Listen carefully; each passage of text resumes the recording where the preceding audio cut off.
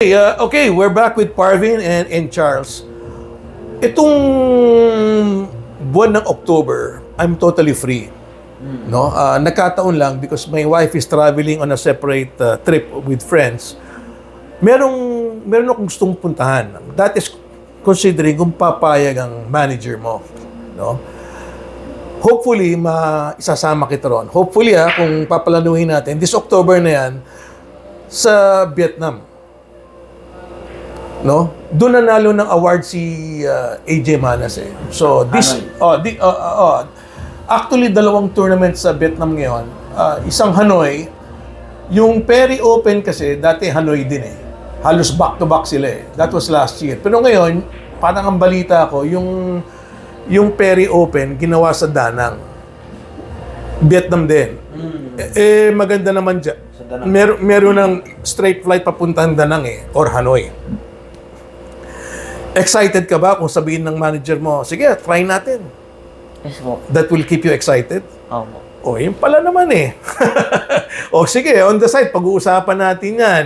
This October na yan. First week of October. So, dapat yan, ang preparation yan. Bibili tayo ng ticket bago pa lang mag-October. Okay? Mga ano yun, I would say mga 2 weeks vacation yon out of the Philippines. Kasi dalawang tournament yun eh. Ngayon, kung tutulungan ako ni Parvin, gusto ko malaman yung schedule ng juniors ko meron. Okay. Kasi hindi ko alam eh. Hindi ko alam ang schedule ng juniors. Pero I'm sure there's a junior event. Kasi doon nag-champion si AJ Manas.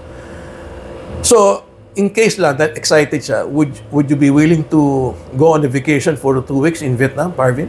Yes. Oh, good. Well, magkakasundo pala tayo eh. Pwede rin po ba ako dun? Ha? Kasi yung tournament pro level eh. I'm sure pwede. Kasi as long as you pay naman the fee, pwede. Di ba? Pero sa atin, siyempre, ang habol natin, ma-expose siya.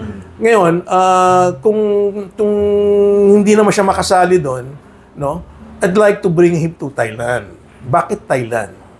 Kasi sa Thailand, marami akong kaibigan na bilyaran. Marami.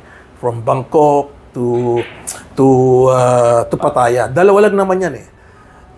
Pinakamarami dyan, Bangkok and Pattaya. Pero mas marami sa Pattaya. At saka from Bangkok to Pattaya, only takes about 1 hour and a half by bus. Have you been there, Parvin? Yes. I've been to Double Kiss sa...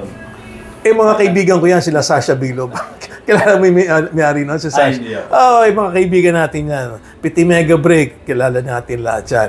Ngayon, ang kinagusto ko kasi sa Thailand, ang tournament doon, lahat handicapping.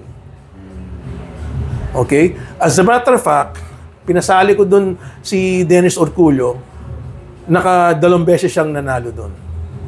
Okay? And nung hawak ko pa sila Patrick Gonzalez, naka 2 panalo siya ron. Ngayon, ang maganda ron, ang laki ng pera. Bakit ka mo? Malaki kasi yung entry fee eh. Nasa mga between 2,000 to 3,000 baht. Yes. Malaki yung entry fee. So, pagka nanalo ka, di ba, with handicap, jackpot. Laki rin ang pinanalo mo. Ngayon, isa pang maganda kasi doon, ginaya nila yung sa Amerika na meron silang tinatawag na pag may tournament kasi sa Amerika, meron tinatawag na tournament na parang ano ba kasi tawag doon, yung pinagpupustahan nila yung mga player. I forgot what you call it. It's masasabi ko na pero mukhang yung memory ko mahina-hina. Yung pupusta ka sa player tapos makuha mo yung pot money. Aside from the tournament yun. Okay. Pinasikat yun sa Amerika eh. I just forgot the name. So parang dalawa yung kikitain mo. Ngayon, yung player na pupustahan, no, can also bet half of the price, half of it eh. For example, gusto kong pumusta sa kanya, no? Ngayon, kung may pera siya, pwedeng sabihin, hati tayo. Kasi pwede mong pustahan kahit sino eh. Alam mo, sayang yung, well, I'm sure yung ibang guest na nakikinig dito, alam nila kung ano yung sinasabi ko. Pinasikat sa Amerika yun eh. That's why I want to bring him to Thailand. Okay?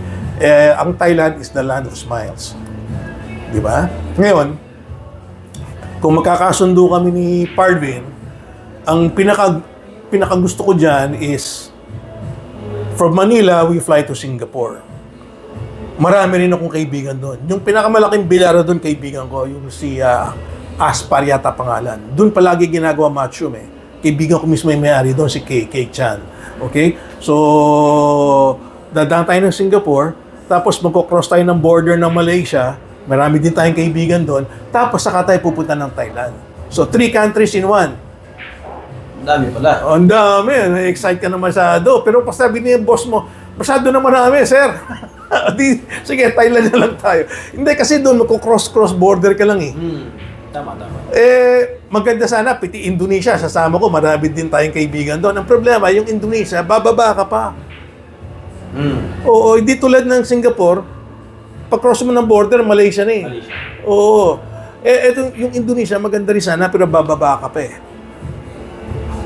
Wow, na-excite na talaga si, gustong-gusto na mag-travel. Yung ngiti mo, talagang excited ka na. Hintuin ko na muna to. At gusto ko na makita yung laro mo dahil sa baka maubusan na ako ng interview sa susunod ulit.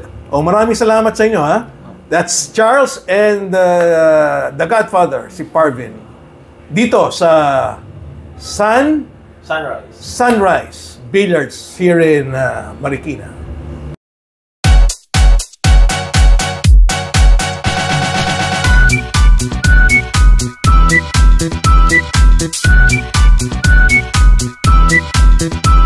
Thank you.